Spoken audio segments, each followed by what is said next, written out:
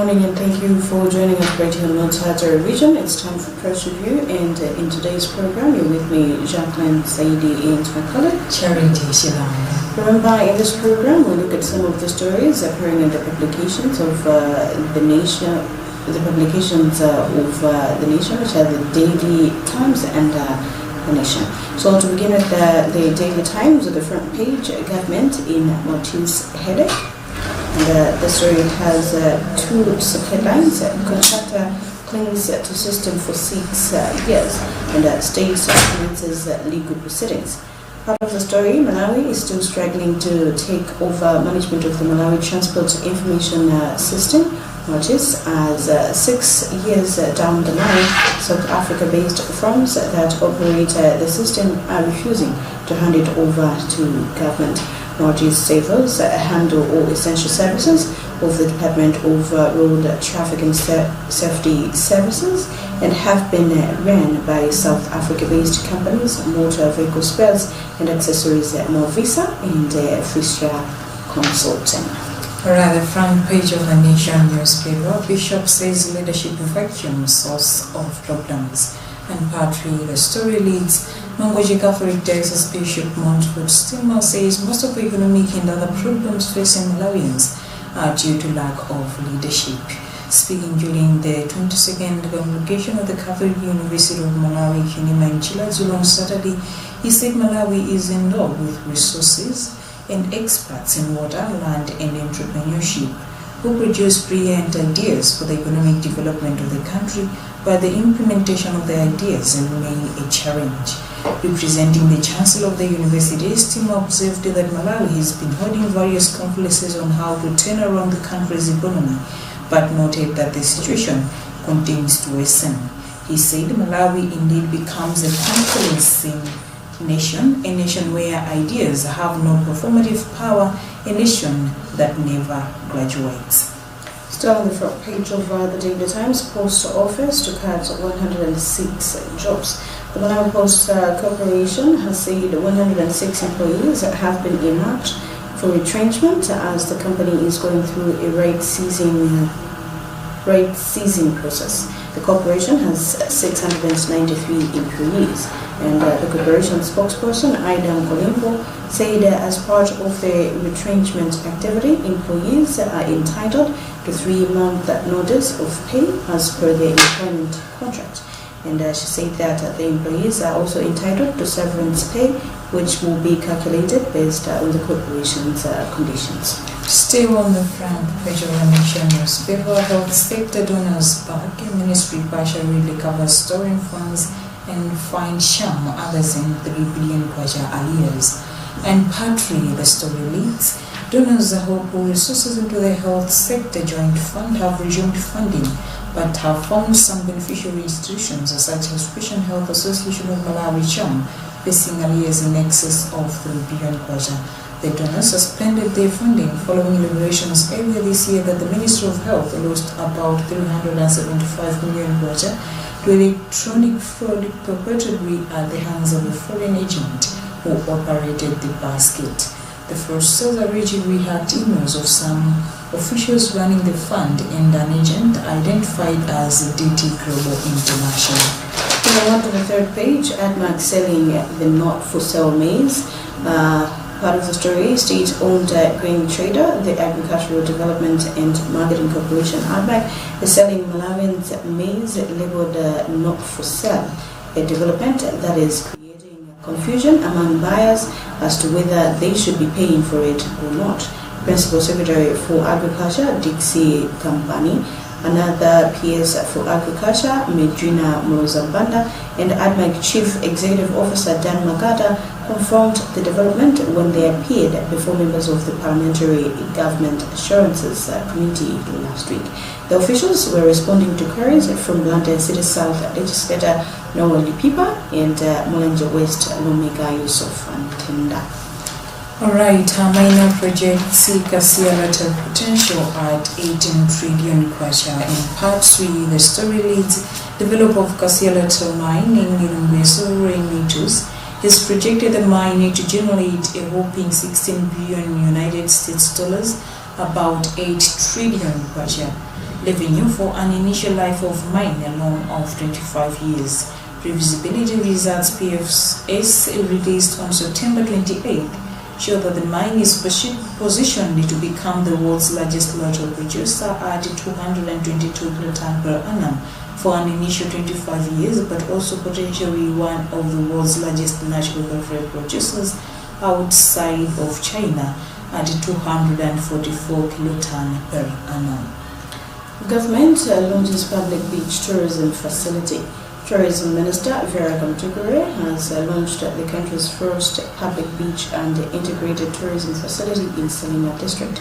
Speaking during the launch on Friday, the minister commended community members and traditional authority Maganga for sacrificing land which has been allocated to the project.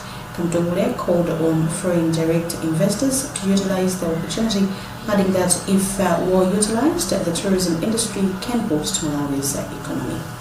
Right, hypertension killing 296 Malawians daily. The World Health Organization, who says hypertension is killing 108,000 Malawians annually, or about 296 daily, making it one of the silent serious killers in modern times. In a report titled Global Report on Hypertension, the Race Against the Silent Killer, who has compiled data on the far-reaching consequences of uncontrolled hypertension, including heart attacks, strokes, and premature death, along with substantial economic losses for communities and countries. The report comes after the recent Malawi National Statewide Survey for Non-Communicable Diseases and CD risk factors reported that only 4 in 10 adults in Malawi have ever had screening for hypertension. News media challenged on Malawi 2063 mainstreaming. Part of the story, Malawi Communications Regulatory Authority Macro Director of Broadcasting, Zadziko Makambo, has challenged media houses to incorporate programs that will help in popularizing the Malawi 2063 vision for arts-related development. He made the remarks on Friday when he joined University of Malawi Ren Chanko Community Radio's 10 years anniversary celebrations held at Jali Trading Center in Zomba. He said they expect radio stations to, in programs, highlight and give solutions to challenges the citizenry would be facing. Alright, cholera cases keep rising in Patri. The story leads cholera cases on the rise, with 9 new cases confirmed and another 12 suspected in 7 districts. Ministry of Health Director and Preventive Health Services, Sonia Baluzi, saying the 9 new cases have been confirmed as of September 27, 2023. He said as for the past 7 days from 21st to 27th September 2023, cholera reports indicate that there are 9 confirmed cases registered in Liumbe 3, Cholo 1, Kotakota 1, Kalonga 1, Mulanje 1, and Msanje 2. Alright, moving on to the business, Kwacha weakens by 4.8%. The Kwacha will from today shade off 4.79% of its value following a forex auction held last week. Reserve Bank of Malawi Governor Wilson Banda said in a statement on Friday the local unit is expected to move from 1,126 per dollar to 1,180.29 kwacha. Foreign exchange auctions are aimed at determining the prevailing market clearing price of the Malawi kwacha against the United States dollar and other major currencies.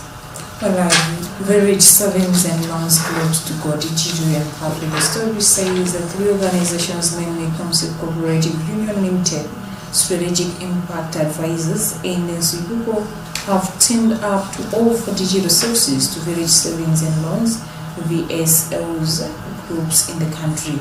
With support from the United Nations Capital Development Fund, UNCDF, the partnership seeks to simplify the processes and transactions of the community banking groups, also known as the banking conde. Alright, from launches first electric car in Malawi, local renewable energy startup Sky Energy Africa has officially unveiled Malawi's first electric vehicle EV, the Citron EC3, on the market. Speaking during the launch on Friday, Sky Energy Africa founder and managing director Shizo Thompson said the enterprise is a significant stride in the realm of sustainable transportation. He said the EVs would not only address Malawi's fuel scarcity concerns, but also make strides in reducing air pollution and carbon emissions that contributes to climate-related disasters. Right, internationally, the Nation newspaper, 9 die in Zimbabwe gold mine collapse. At least 9 miners were killed after a shaft in an informal gold mine at the Bay Horse mine in Chipatu, some 120 kilometers west of the capital Harare, collapsed on Friday. Zimbabwe Miners Federation President Henrietta Lushwaya was quoted by the BBC on Saturday as having confirmed that the collapsed gold mine left more than 30 people trapped. Right, then we move on to the back page. Moving on to the back page, which is sports. Nomads open 4-point gap. The story has a subheadline: Jazia double helps Wanderers win. Part of the story, towering defender Rollins Jazia scored twice to inspire mighty Bukuru Wanderers to open a 4-point gap at the summit of the TNM Super League log table after thrashing Extreme FC 3-0 at Kemoso Stadium yesterday. The win has boosted Wanderers' chances of winning the title as they have opened a 4-point gap over second-placed Chitego United and a 6-point gap over defending champions FCB Nyasabe Bullets.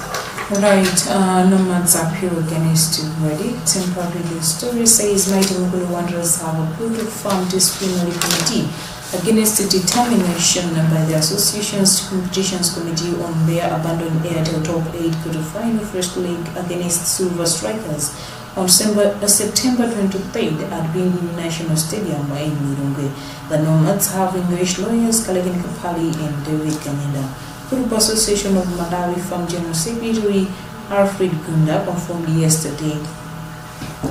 Fazili names Scotia's squad going to leave today. Out of the story, Malawi national women's football team coach Lavmo Fazili is upbeat that his charges will impress at this year's Hollywood Beds Kasafa Women's Championship. The Scorchers are expected to leave this morning through Chilega International Airport in Luntha after Fazili released his final 23-member squad for the 2023 championship to take place in Gauteng, South Africa between October 5th and 15th. Nick Horsey team makes it to South Africa tour. Nick Horsey Managers Limited team won the One Nico Executive Golf Tournament held at the Lilongwe Golf Club LGC on Saturday. They joined Nico Holdings, who won a similar competition in Brantia on September 9th this year, on a sponsored golf trip to Sandton, Johannesburg in South Africa later this year. The Nico has a team of Ben Wanda, John Mapenda, Muvendunga and Luis Bande had 93 stable 4 points to beat the created champions. Alright, if you have any other international sports before we go to the arts and culture. Alright, Tunisians claims an Igbo Open title. Tunisians on Zimbabwe produced a dominant display to beat Diana Schneider 6-2, 6-1 in the Igbo Open final. Jabo is the 7th in the women's rankings, secured the victory in 78 minutes in China for her 5th WTA Tour title. Alright, so moving on to the arts and culture, which is also the last part of our program. Makadzi brightens Sound Music Fest on second day. Part of the story, South African singer Makadzi proved a proper replacement for Jamaican musician Kenyatta Hill when he delivered a robust performance during the second day of the 13th edition of Sound Music Festival held at Sunbird in Kobora in Mangochi. This was Makadzi's second outing at the festival, which started on Friday and ended yesterday. The first time she hanged out at the festival was at Sunbird Livingstonia, where she also carved out a spirited performance that won her the hearts of the people. Rest on the Sun Music Festival, 13 years of hope amid despair. The Sun Music Festival is facing challenges in financing, but the organizers' sales still looks far from diminishing. during the festival's 13th edition at San Pedro Ngubora Lodge in Mangoji from Friday to yesterday. Organizers were forced to make last-minute changes due to logistical challenges. Previously unveiled acts such as the Jamaican leg artist Kenyatta Hill and Nigerian Afro-pop star Spyro failed because of what organizers said were challenges stemming from lack of funds. Alright, the last one that I'm going to take you, Miss Norma Bags Award at September Film Festival. A film by the country's United States of America based filmmaker Joezi Charles Montali and produced by Kumo Montali, Brendan Selu and Debola Tu Katimba. Over the weekend, scoped the Best Actress in Feature Film South Africa Awards in Mwai Simbota at the 10th Sotambe International Film Festival in Lusaka, Zambia. The film received 7 nominations in categories such as Best Sound, Best Actor in a Feature, in Golden Nkumbatira, Best Feature Film, and Best Screenplay, but only managed 1 award. Yellow Film Festival led platform for cultural exchange. Minister of Youth and Sports, which is in Kandawela on Friday evening, attended the 2023 Euro Film Festival at the European Union Ambassador's residence in Lilongwe. In his speech to mark the launch of the 3-day movie fest, the minister said the festival was about celebrating the rich content of European and Malawian cinema as well as the friendship that exists between Malawi and European community. Alright, and that also wraps up today's program. Remember, we'll only take you through some of the stories making the headlines, and for you to get a full picture and full stories, we say buy your own papers, which both are going at 1,200 kwacha. In today's program, you're with me, Jacques and Saidi, and my colleague Charity Chinanga. Have a lovely day and continue watching the rest of our programs.